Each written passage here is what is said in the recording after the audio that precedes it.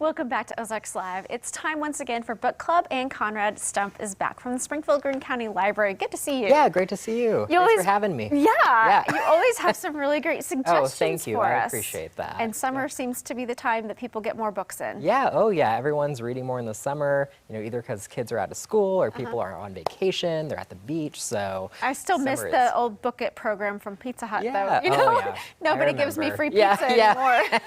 It's a dream. That's right. So what did you bring today? Yeah. So the first one is The Ghost That Ate Us by Daniel Kraus. And this is probably the book that I am the most excited about this year. Okay. Because it's so much fun and it's like a super immersive reading experience. So basically Daniel Kraus places himself right in the center of this fictional true crime paranormal mystery where he's investigating the Burger City poltergeist, which is sort of billed as the most exhaustively documented haunting in history.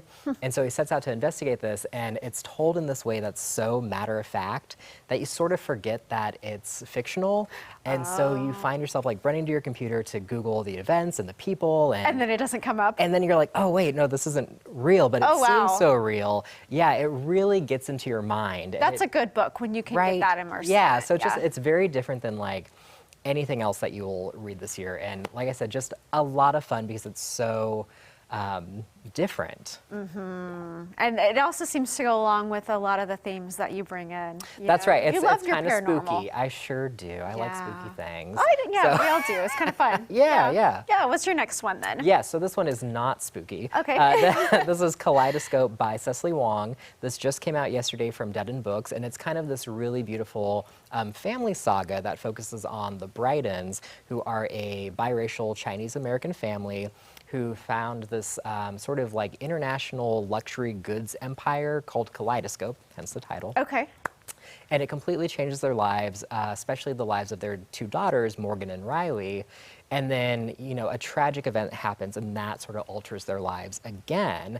And so Riley is sort of left to find the answers to these secrets that are kind of revealed, and so she travels across the globe to learn more about not only the people that are closest to her, but also, of course, she learns a lot about herself along the way.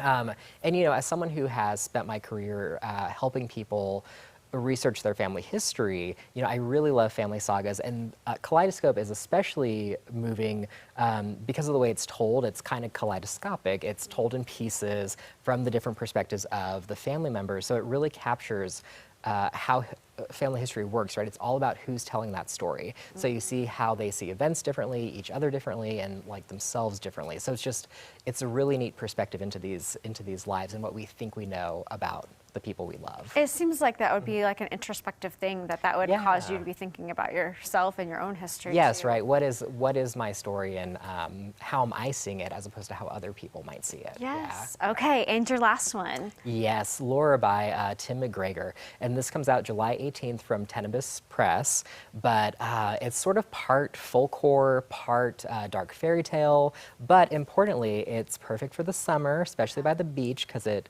centers around a killer mermaid, hence my pin today. Okay, great. Yeah.